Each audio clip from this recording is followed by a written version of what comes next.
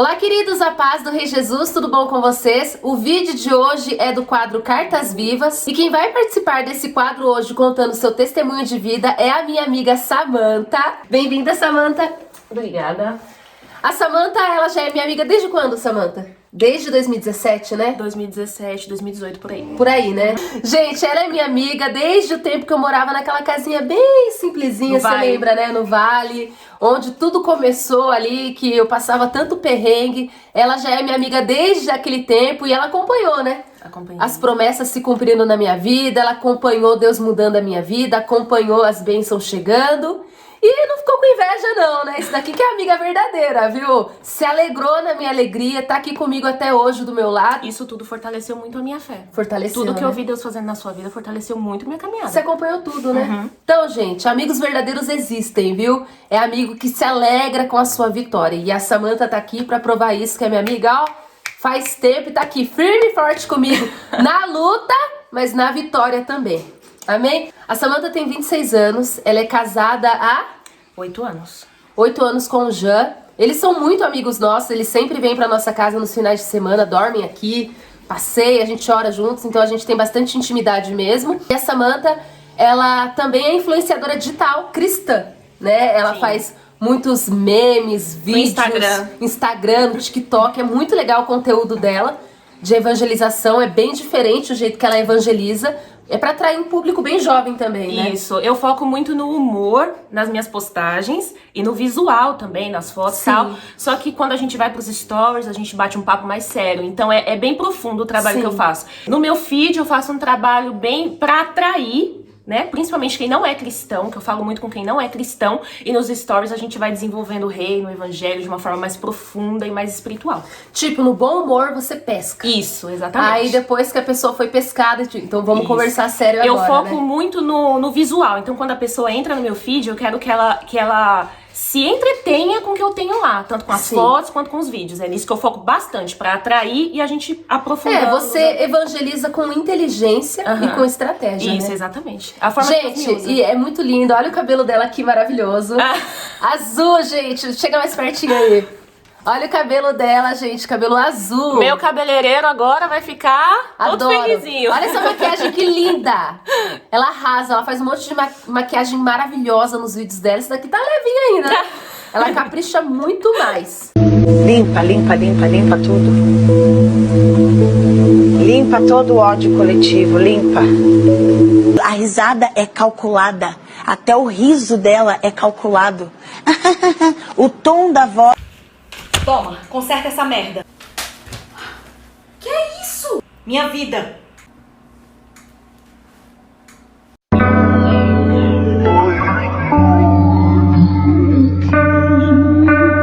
Não, tu não usa coque. Tu é crente mesmo? Tu não usa coque. Cadê teu saião? Ei, cadê teu blusão? Cadê? Ei, tu tá usando brinco? Tá usando batom, é? Samantha, então fica à vontade. Eu sei que seu testemunho vai edificar muito a fé de quem assistir. Gente, olhando pra ela, vocês nem imaginam, mas o testemunho dela é até parecido com o meu, viu? Então se preparem aí porque é forte. Fica à vontade. Desde que eu nasci, eu sempre tive muitos problemas emocionais e familiares por conta da vida que eu vivi, né? Assim que eu nasci, eu não lembro exatamente até que ponto os meus pais ficaram juntos, continuaram casados, mas eu lembro que por volta, pelo que minha mãe e meu pai me falam, quando eu tinha mais ou menos uns 3 anos, eles se separaram. E o processo de separação deles foi muito dolorido pra mim e pra eles também, porque eles brigavam muito, muito. Hoje em dia eles vivem bem, eles se comunicam normalmente, eles se falam normalmente. Hoje em dia eles têm muita paz no relacionamento um com o outro. Minha mãe já é casada, meu pai também. Só que o processo de separação foi muito dolorido, principalmente pra mim. Por quê? Eles se separaram, só que eles brigavam muito. Então tiveram várias vezes em que eu chegava em casa, meu pai ia me levar, e aí eles começavam a brigar, isso eles já separados, né? Meu pai ia me levar no final de semana, no domingo, de volta pra casa. Eles começavam a brigar e eles saíam na porrada, e era sangue pra todo lado. Era muito pesado pra uma criança ver, né? Então eu já cresci muito na defensiva. Eu já cresci muito assim, eu preciso me proteger, eu preciso me cuidar, eu preciso me virar sozinha porque o mundo é muito ruim. Porque era esse o exemplo que eu tinha na minha vida. né? O meu pai não falava com a minha mãe não falava com o meu pai, e quando eles se encontravam era briga pra todo lado. Então eu cresci com isso, né? E foram acontecendo várias situações na minha vida. Alguns momentos eu não conseguia ver meu pai, porque a minha mãe infelizmente não deixava. Na época ela ficava com muito medo de eu ir pra casa do meu pai, porque ela achava que meu pai era uma pessoa ruim e o meu pai vice-versa. Então a gente teve muitos problemas familiares nesse sentido, né? Os dois me deram muito amor mesmo, e muito carinho. Mais afastados. Mais afastados, né? O problema era quando os dois se juntavam. Eles não tinham comunhão como pais. Assim, imagina uma criança, né? Que os pais não tinham comunhão. Quando se encontravam era só briga, era Gato só e porrada. rato. Exatamente. Então eu cresci desse jeito. E além disso tudo que eu passava, hoje eu entendo que era o mundo espiritual. Mas eu tinha muitas visões, né? Eu tenho a visão espiritual aberta, então eu via muito demônio, só que eu não sabia que era demônio. Eu falava que era lobisomem, porque a minha mente de criança enxergava como lobisomem. Você já tinha visão desde criança. Mas eram demônios. Eu tinha um medo, assim, era um medo que me travava. Eu tinha muito medo do escuro. Eu tinha muito medo de ficar sozinha. Eu não conseguia. Não era medo, era pânico, era pavor, né? E eu via vultos, que eu chamava de lobisomem. Eu conversava com algumas pessoas, né? Inclusive uma dessas pessoas que eu conversava, que aparecia pra mim, era o meu tio, que era falecido. Eu não sabia disso, não. O irmão do meu pai. Nossa. O irmão do meu pai aparecia pra mim. Hoje eu entendo que eram demônios. Eram demônios. Mas o irmão do meu pai aparecia pra mim e eu conversava com ele, né? E eu cresci sem conhecer, assim, o meu tio, porque o meu tio morreu, eu tinha uns 2 a 3 anos. Então foi bem ali na época que minha mãe e meu pai se separaram, meu tio faleceu, né? Então foi muita coisa acontecendo. Muita desgraça. Muita desgraça acontecendo. E também desestruturou os dois, né? Desestruturou meu pai e minha mãe, estavam passando pelo processo de separação, meu tio faleceu, foi muita coisa acontecendo e uma criança pra eles cuidarem, né? E eu fui crescendo desse jeito, com esse pânico de escuro, com esse medo. Eu tinha muito pesadelo, era muito pesadelo. Muito. Eu fui muito atormentada desde muito pequena. E eu fui crescendo desse jeito.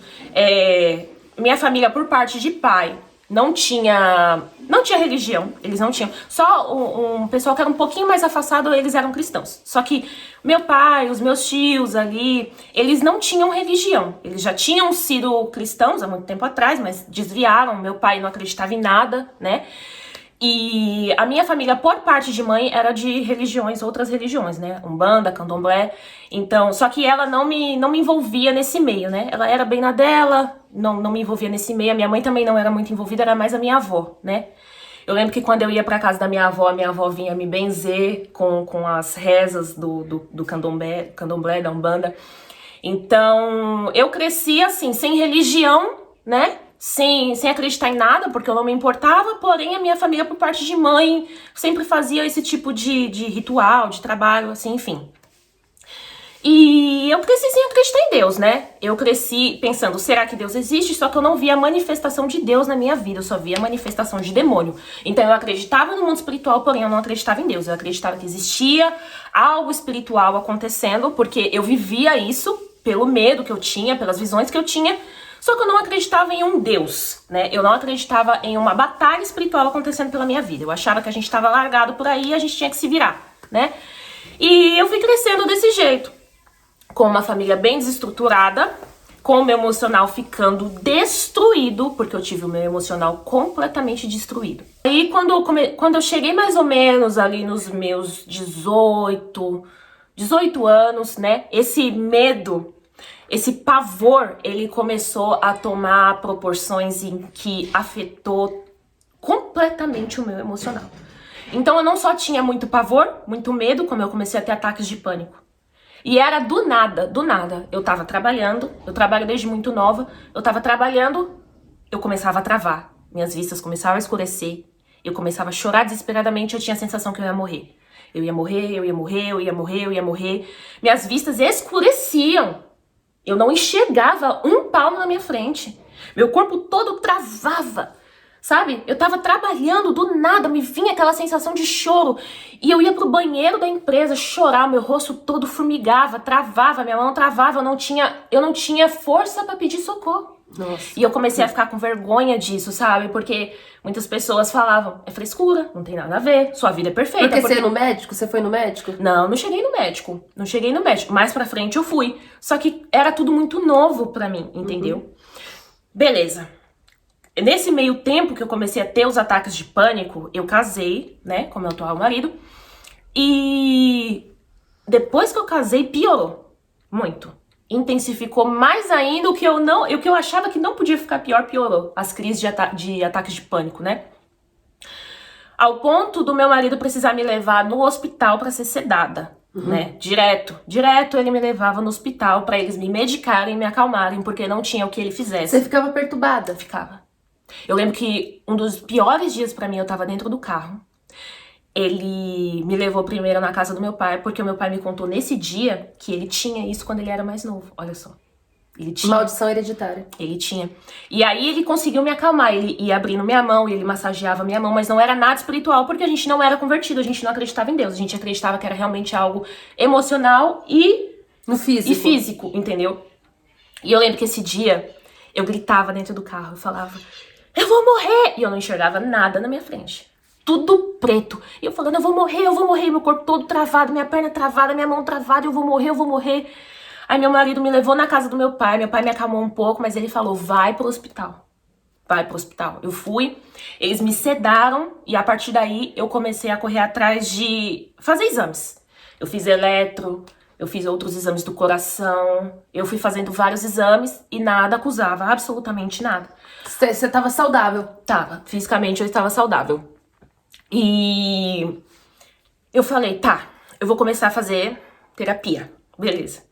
Nessa época eu já bebia muito, porque na minha adolescência eu comecei a usar droga, na minha adolescência eu comecei a beber muito, na minha adolescência eu comecei a me prostituir muito, porque a tristeza, a angústia era tão grande na minha vida que eu procurava resposta, solução na bebida, na droga, no sexo, entendeu?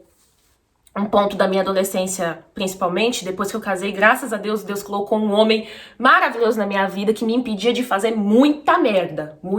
Mas na minha adolescência, eu era bissexual, eu ficava com homem, com mulher, com cachorro, com o que aparecesse eu tava ficando, entendeu?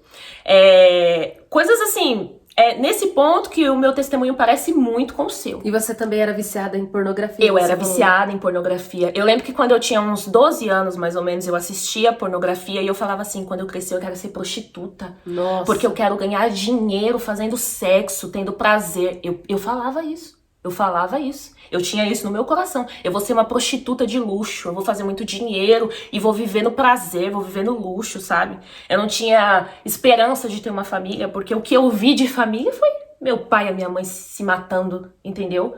Então, eu cresci muito perturbada. Sem princípios. Sem princípios. Sem princípio nenhum. Olha, eu vou falar uma coisa pra você. Princípios que eu tive, e eu sou extremamente grata ao meu pai e à minha mãe.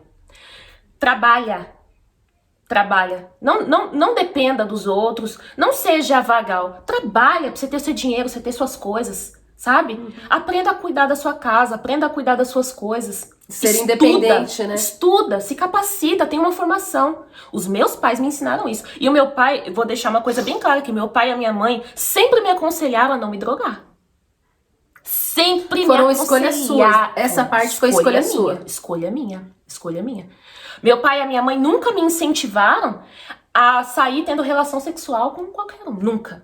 Eles nunca me falaram pra eu me guardar porque a gente não tinha princípios bíblicos. Mas eles sempre me falaram, se dê valor. Não fica com qualquer um. Você pode pegar uma doença, você pode engravidar. Escolha com quem você quer estar. Seleciona com quem você quer estar. Tenha relacionamento com essa pessoa, entendeu? Não se drogue. Então, eles me deram princípios. Só que eu não quis saber. E eu fui vivendo a minha vida. Bebendo cada dia mais. Eu usava muita droga. Eu era bissexual. Eu ficava com qualquer pessoa que aparecesse na minha frente. Não dava valor pra mim, pro meu corpo. E pior pra minha alma e pro meu espírito. Porque eu não acreditava nisso. Então, pra mim, eu precisava viver. Se o corpo tava podre, a alma e o espírito, então... Nossa, nem se fale.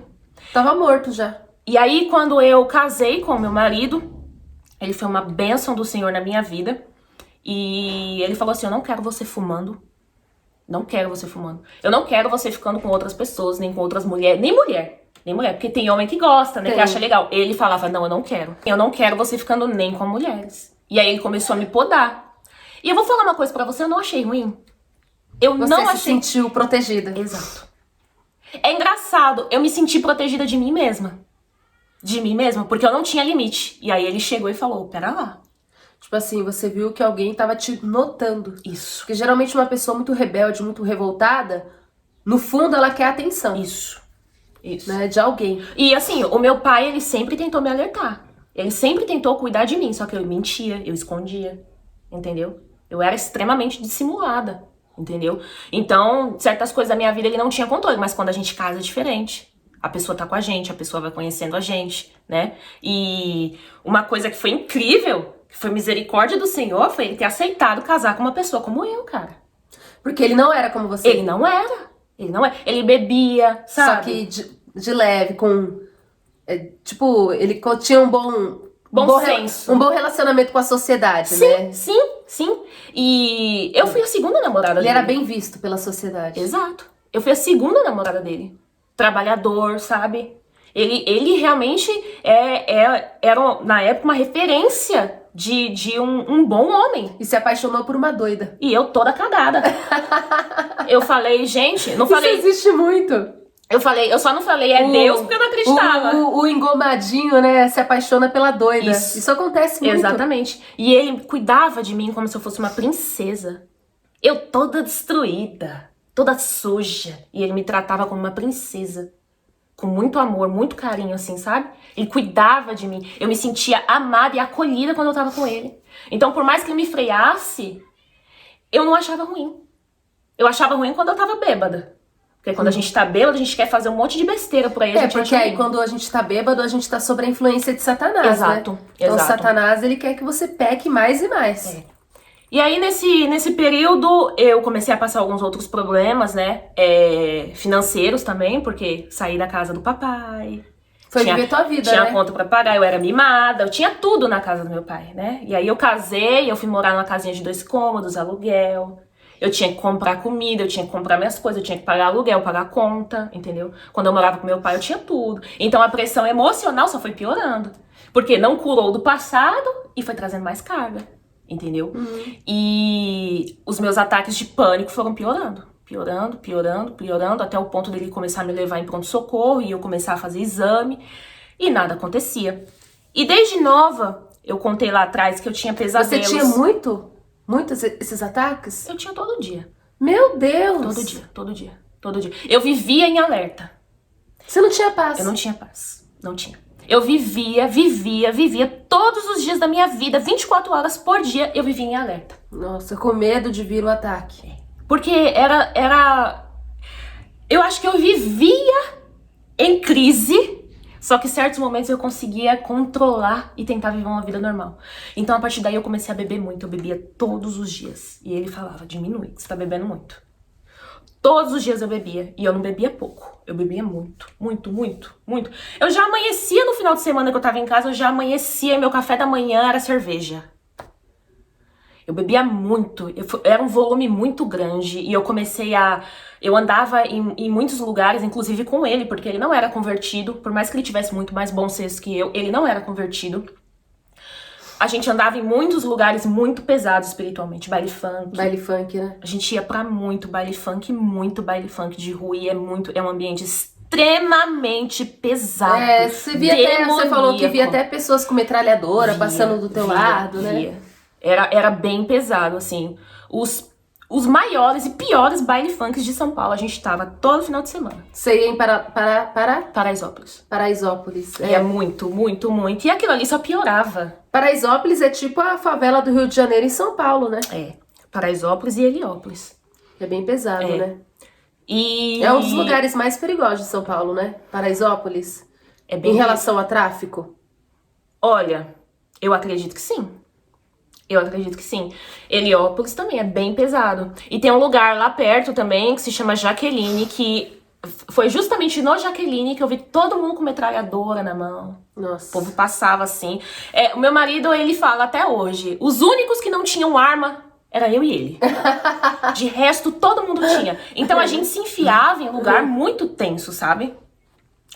E eu lembro que os meus ataques de pânico foram piorando. E eu sempre tive sonhos, eu contei lá atrás que eu tinha muito pesadelo, né? E os pesadelos eram sempre com pessoas da minha família ou comigo.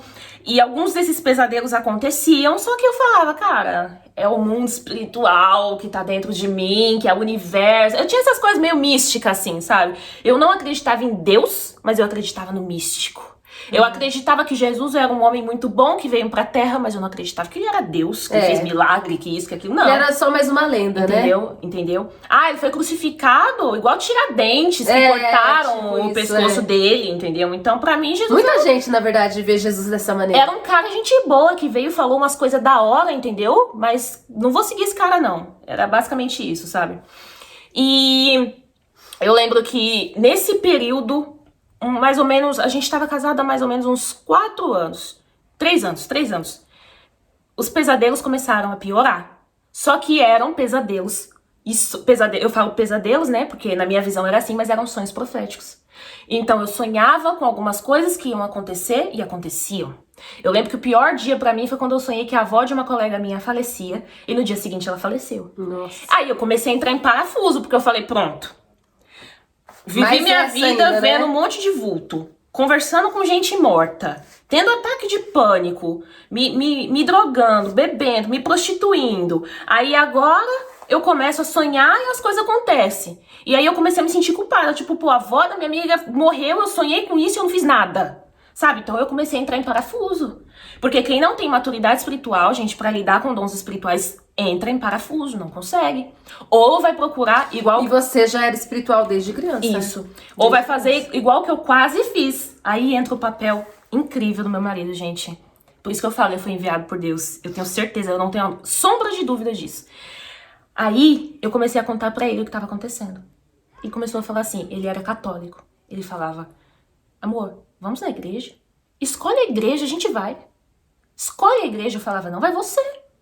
Você tinha resistência. Eu não gostava. Não gostava. Mas católico é tranquilo. Não gostava de igreja. Eu podia gostar do católico, mas eu não gostava da igreja. Igreja de crente, de católico, você não queria saber de igreja. Crente eu não gostava. Quero distância, né? Eu quero distância. Eu falava isso, eu quero distância. Eu não quero nem chegar perto. Esse pessoal chato, louco, não. Eu ter que viver agora de saião, sem usar short, viver de coque. Não quero. Não quero nem chegar perto. Porque, detalhe, a maioria, não todos, tiveram exceções, pessoas maravilhosas que Deus colocou na minha vida. Mas a maioria me julgava. Essa endemoniada. É sempre assim. Eu fui estudar em escola adventista, sabe do que eu era chamada? De Satanás. Nossa. Mas onde você foi estudar? Numa escola adventista? Meu pai me colocou lá. Nossa. Meu pai me colocou lá porque eu repeti de ano, porque eu só fiz besteira na outra escola. E aí começaram a me chamar de Satanás, de demônio. Mas foi na escola adventista que eu conheci 2 pessoas que mudaram a minha vida espiritual. Eu vou contar isso daqui a pouquinho. Aí o meu marido começou, vamos pra igreja. Escolhe qualquer igreja. Eu falava, vai você sozinho. Eu não vou. Eu lembro que ele me contou que ele acordava de madrugada, eu tava em pé do lado dele com o olho aberto. Endemoniado, possuído. Misericórdia. Ele se assustava. Nossa, você ficava possuída? Eu ficava. Uma vez, eu não lembro. Diante de Deus, eu não lembro. Ele via, mas você não lembrava? Nossa, cara. Ele me contou de uma vez que ele acordou e olhou pra mim, eu tava com o olho aberto sorrindo. Ai, que horror. Acho que ele cagou de medo, Era tenso. Nossa. Eu era endemoniada demais, cara. Era você ficava demais. possuidona. Possuidona mesmo. Eu não lembro. E ele me contou de várias vezes. Ele disse que por isso que ele começou a me chamar pra ir pra igreja. Porque ele falava, tem alguma coisa errada. Tipo, não é físico, isso é espiritual, né? Isso, e eu não lembrava. E tem a ver com seus ataques. Tem. Você vai chegar nessa parte ainda, né? Aí ele falou, vamos pra igreja. Eu não queria ir. Aí, gente, chegou um ponto crítico, que foi justamente, Deus não faz nada à toa, né? Deus transforma a maldição em bênção. Tudo isso que eu vivi foi para que eu acreditasse na experiência que meu pai viveu. Eu comecei a sonhar que meu pai morria. E aí pronto, né? Eu já tava tendo vários sonhos que estavam se concretizando. E o meu pai vai morrer. O meu pai, ele é o pilar da família. Ele é o pilar financeiro, emocional, espiritual. Ele é o pilar da família. entendeu? Eu tenho mais 2 irmãos, ele tem a esposa dele, a Lili, uma mulher de Deus que orou por 13 a 14 anos pra Deus converter o meu pai. É muito forte, já tem um testemunho, né, no canal. Eu creio que ela seu orava canal. por você também. Orava por mim, só que presta atenção, ela tinha comunhão com o Espírito Santo, sabe o que o Espírito Santo falava pra ela? Não fala de Jesus pra Samantha, senão ela vai manifestar. Olha. E aí ela não falava, porque senão ia manifestar.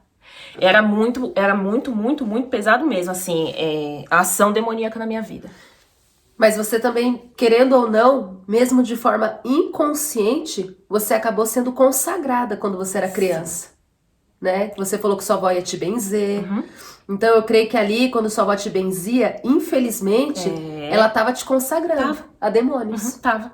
Então por isso que você ficava tão possuída. Eu lembro que uma vez, lá na Bahia, presta atenção, lá na Bahia, pra minha família era normal, né? Hoje em dia, a maioria deles não frequentam essas religiões, né? Eles são católicos, né? E eles também não adoram imagens, eles são católicos e eles têm Tipo comunhão com carismáticos, Deus. né? Eles têm comunhão com Deus. Eles, principalmente a minha mãe e a minha tia, elas têm muita fé em Deus. Em entendeu? Deus, né? Elas saíram dessas religiões, né? Inclusive a minha tia, pra glória do Senhor, reconheceu que foi errado as coisas que ela fez, né? Na Umbanda, no Candomblé, ela reconheceu.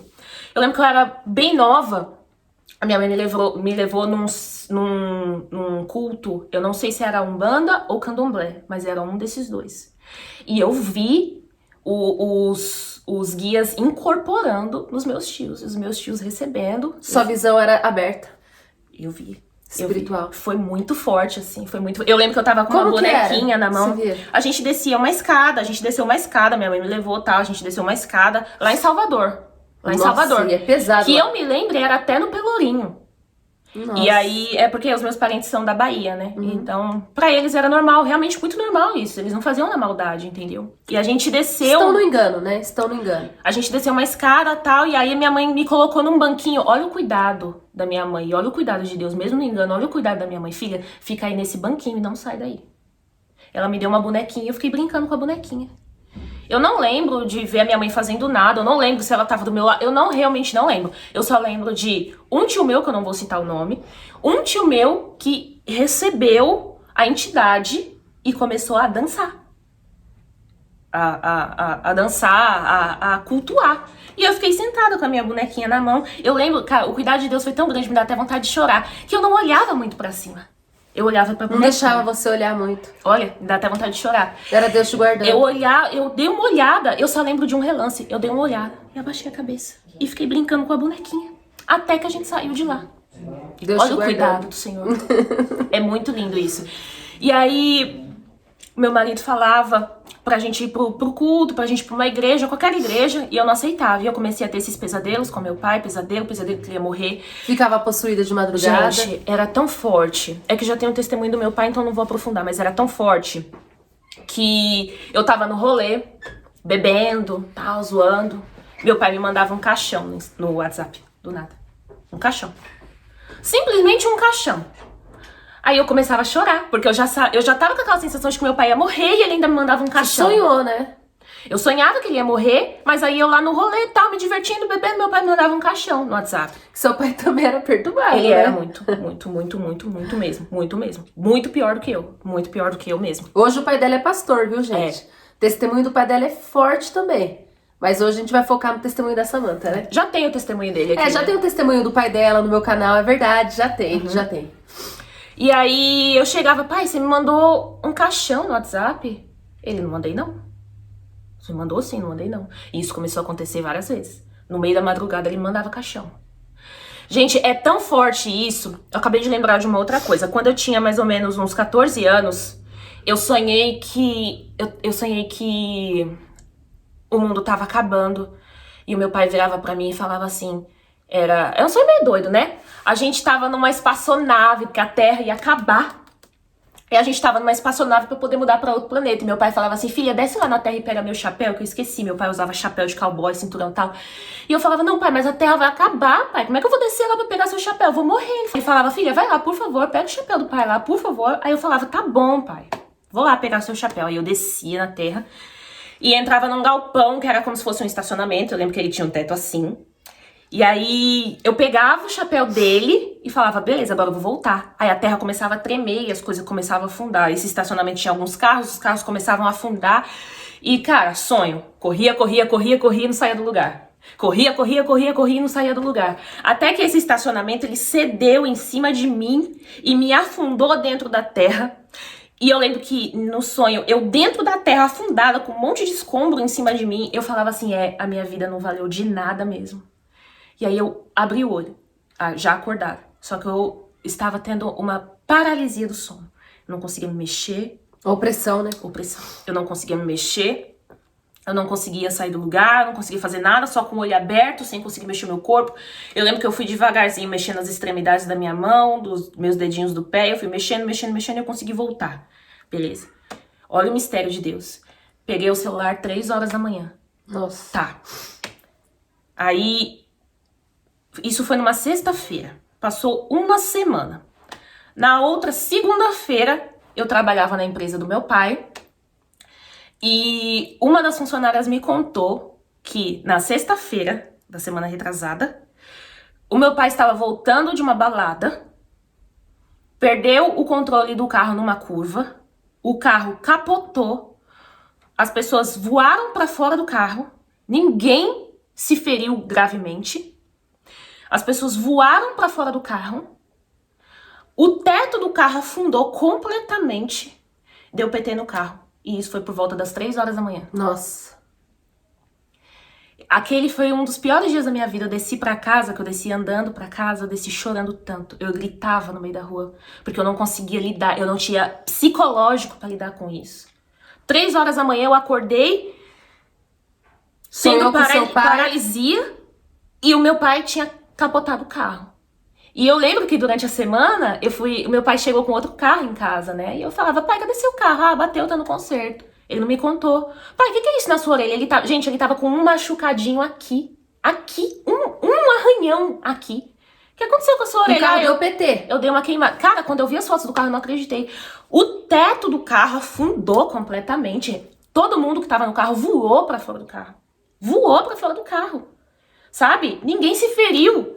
Ninguém quebrou nada. Ninguém se feriu. É Deus, gente. Claro que é. É Deus, sabe? Deus tinha um plano na vida do seu pai. E havia um mistério no mundo espiritual com relação à minha vida e esse sonho que eu tive.